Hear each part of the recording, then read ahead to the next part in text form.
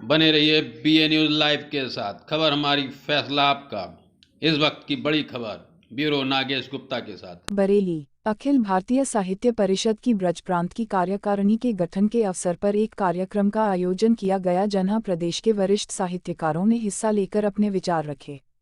कार्यक्रम में सभी वक्ताओं ने साहित्य लिखने और पढ़ने पर बल दिया। वक्ताओं का कहना है कि हमें किताबों की ओर लौटना होगा, क्योंकि मोबाइल पर हमें अच्छा और बेहतर साहित्य नहीं मिलता है।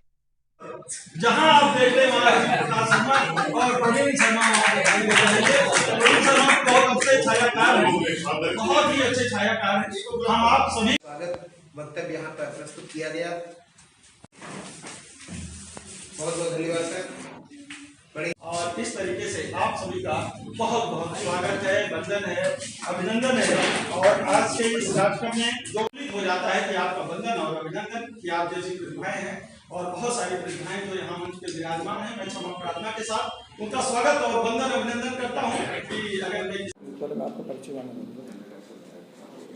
आपका परिचय मैं डॉक्टर राजेंद्र सिंह पुंडीर, कलाभूषण और साहित्य परिषद द्वारा ही जो राष्ट्रीय लेवल पर काम करती है। वास्तव में साहित्य किसी भी राष्ट्र की आत्मा होती है और इस उद्देश्य से, क्योंकि कोई भी कला बिना साहित्य के उसका विकास, उसका संचालन नहीं संभव है। आज इन 70 वर्षों में देश को जो गलत दिशाएं दी गई थी, उस दिशा को सुधारने के लिए अब नए भारत, नए कार्य का निर्माण शुरू हुआ है। उसके दिशा में साहित्य परिषद जो काम कर रही है, बहुत ही अद्वितीय और बिल्कुल राष्ट्रभक्ति से परिपूर्ण और राष्ट्र को सही दिशा देने की काम हो रहा है। आज मुझे यहाँ पर नई ब्रज प्रदेश की कार्यकारिणी के लिए मुख्य अतिथि के लिए आमंत्रित किया है सुरेश बाबू जी ने। मैं इनका अभिनंदन करता हूं कि इन्होंने इतने उच्च कोटि के साहित्यकारों के बीच में मुझे आमंत्रित किया, अतिथि बनाया।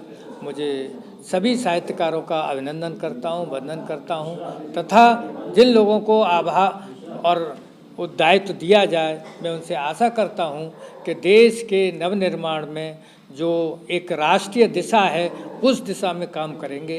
इसी के साथ मैं सभी का एक बार पुनः आभार व्यक्त करता हूं। आज अखिल भारतीय साहित्य परिषद ब्रज प्रांत की नवीन प्रांत कार्यकारिणी के गठन का कार्यक्रम है और इस कार्यक्रम में हमारे मुख्य अतिथि के रूप में डॉक्टर राजेंद्र सिंह पुंडीर जी, जो राज्य ललित कला अकादमी के अध्यक्ष रहे हैं, वो मुख्य अतिथि के रूप में यहाँ उपस्थित हैं। इसके साथ साथ हमारे अलीगढ़ से संतोष मिश्रा जी, मथुरा से अंजना अंजम जी, हमारे कोषाध्यक्ष दीपांकर गुप्ता जी, प्रांतीय संयुक्त मंत्री रोहित राकेश जी, प्रांतीय संगठन मंत्री डॉक्टर SP पांडे जी और संचालन कर रहे गोविंद दीक्षित जी। और इस सभागार में सभी बहुत सम्मानित साहित्यकार और समाज सेवी मौजूद हैं। इन सब की गरिमामय उपस्थिति के मध्य आज इस प्रांत कार्यकारिणी का गठन किया जाएगा। उसके बाद 1 घंटे की काव्य गोष्ठी होगी। हम लोग ये चाहते हैं कि अखिल भारतीय साहित्य परिषद ये ऐसा संगठन है जो देश की सभी भारतीय भाषाओं का संगठन है। इसमें 22 भाषाओं के साहित्यकार जुड़े हुए हैं। हम केवल हिंदी की बात नहीं करते हैं, सारी भारतीय भाषाओं की बात करते हैं और हम साहित्य के माध्यम से समाज में रचनात्मक दिशा देना चाहते हैं। समाज में देश प्रेम, राष्ट्रीय एकता, अखंडता और सामाजिक सरोकारों की अलख अपनी रचनाओं के माध्यम से जगाना चाहते हैं। तो सभी साहित्यकार इस दिशा में प्रेरित हों, कार्य करें और लोक रंजक, लोक कल्याणकारी साहित्य का सृजन करें। इस भावना और कामना के साथ इस बैठक का आयोजन किया गया है और इसमें हमारे सभी साहित्यकार अपनी अपनी रचनाओं द्वारा, अपने विचारों द्वारा हम सबको मार्गदर्शन प्रदान करें। क्या नाम है और कहाँ से आए? राधे राधे। मैं अंजना अंजुम, मथुरा से। अखिल भारतीय साहित्य परिषद ब्रज प्रांत तक सीमित नहीं है।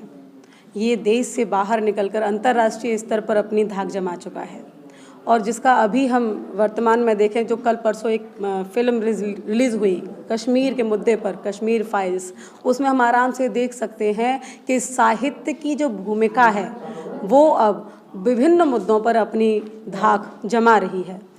हम नवयुवक कहें तो जो नवांकुर पीढ़ी है उसे साहित्य के लिए प्रेरित कर रहे हैं, साथ ही क्षेत्र से लेकर के जो हमारा देश है, देश की पूरी जो राष्ट्र शक्ति इसके लिए अपनी चेतना को लगा रही है।